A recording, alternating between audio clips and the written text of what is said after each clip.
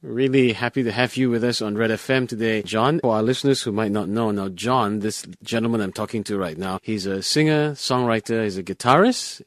Is that correct? Yep. Okay. And he's recently released an album. We're going to get to the gist of the album in just a while. But first, I want to welcome you to Red FM. Thank you for joining us. Thank you, Hendrick. It's a pleasure. Right. Now, you were born and bred in Kuching, but now you're based in Singapore. Yep, that's right. Now, tell us about what you're doing in Singapore. You just released an album. How did you get around to doing that? I went to Singapore to pursue my postgraduate studies. At the time, it was a hobby, but it wasn't really a passion. But over the years, it suddenly dawned upon me that, I had this dream that I really wanted to write songs and produce music that would be able to make a difference. Over the years, I got connected to some people who knew people, and somehow, the dots were all connected, and that's how I ended up with the album in the end. Now, for those who have not heard your music before, Jon, how would you describe your kind of music, the music that you write and the music that you perform? The music that I write is a mix of genres. I like to think that I'm a poet first. I write lyrics. Lyrics are very important to me. I like to think that I write about subjects that really matter, that I like people to think about. I think my music is just a mix of all the influences that I have throughout the years. When you talk about influences, now you were born and bred in Kuching. You spent your formative years here in Kuching. Did that help you, inspire you in any way to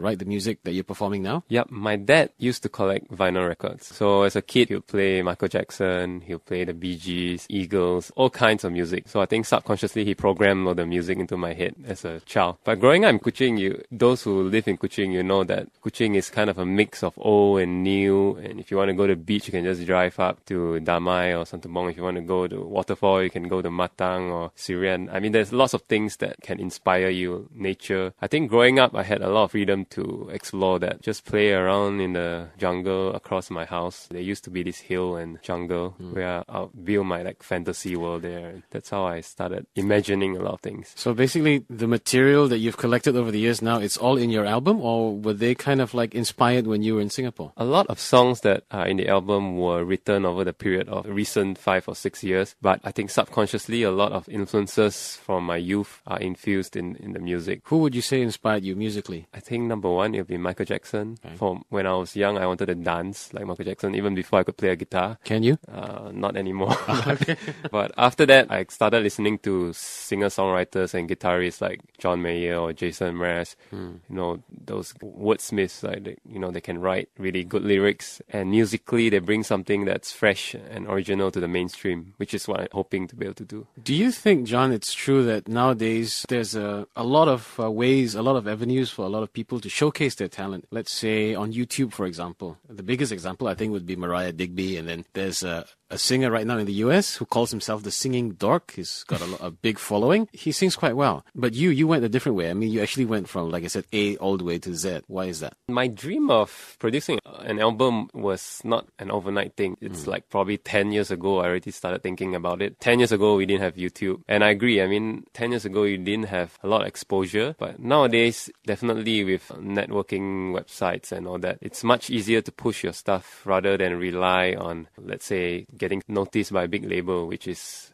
a miracle sometimes. But I think the reason why I didn't put my stuff on YouTube and all that was probably because I was performing it, and I wanted to gauge whether my songs really were inspiring or what the feedback would be. Yeah, somehow I did not go that route because I was always doing this for the past 10 years already. What is the response to your music, your performances? I get all kinds of responses. If musicians come to my gigs, they'll probably ask me, why did you write it like that? Or how do you think of those chord work, music stuff? What also surprises me is non-musicians would find the music appealing, and they'll ask questions more about what's the story behind this song, or what you're trying to say, or I think you're trying to say this, and I feel pretty encouraged. Actually, for me, that is the kind of feedback that I'm really happy to hear, more than saying music's very complex and it's very good. Yeah, it's more how the music impacts people more than the music itself. Did you plan to have your music, let's say, speak to a different person in a different way? I wanted to make music that would reflect who I am. Before I thought about, am I going to target this listener or anything like that, I wanted it to be real to me first. And I think I'm hoping that just from that fact that people will find the honesty appealing. Do you find that these days there seems to be more and more musicians who need to be able not only to sing, to just sing, but also to be able to write and to be able to at least play an instrument, to be proficient? Coming from an old school of thought, I think if you are a musician, it'll be a much more complete package. If you write your own things, perform your own things, play your own instruments, you would gain a level of musicianship which would be useful for you. Of course, there's the other way, which is others write songs and you perform them, which is nothing wrong in itself. But normal practice. But if you are a musician, you would really want to be able to showcase your own thoughts and your own lyrics rather than sing something that someone else wrote for you. There's another avenue for budding young talents nowadays, and it's happening, of course, all over the world. Apart from YouTube, apart from things like paying your dues and so on, there's always the reality route, as in reality shows. What do you think about that? Music reality shows? Yes. Like American Idol? Yeah, I guess. The best example. Britain's Got Talent. My first reaction to all these shows are, wow,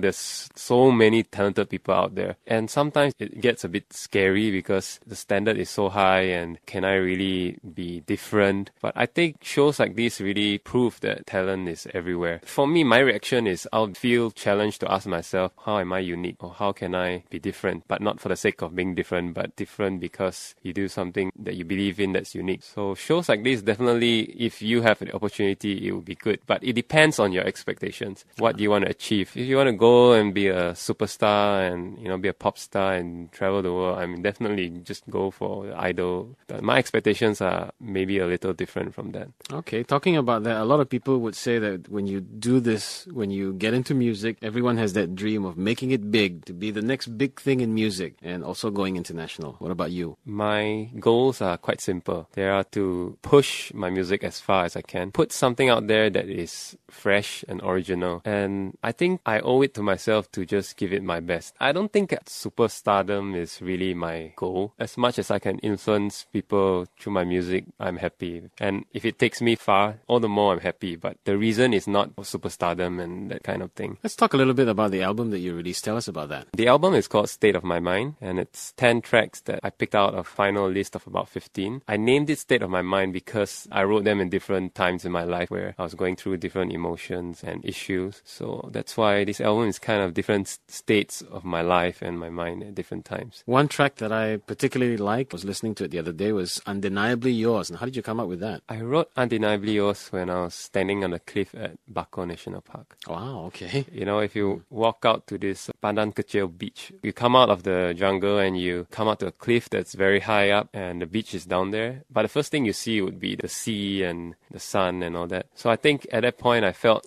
really small, but somehow I didn't feel insignificant. So that's what that song is about, as having a sense of belonging to some big picture, something larger than yourself. Of all the 10 tracks, were they all inspired by Sarawak, places here in Sarawak? Not all, but there is another particular song which is something like Undeniably Yours. It's actually inspired when I was standing in the middle of the jungle in Matang. It's a song called Green Lady. I think at that point I remember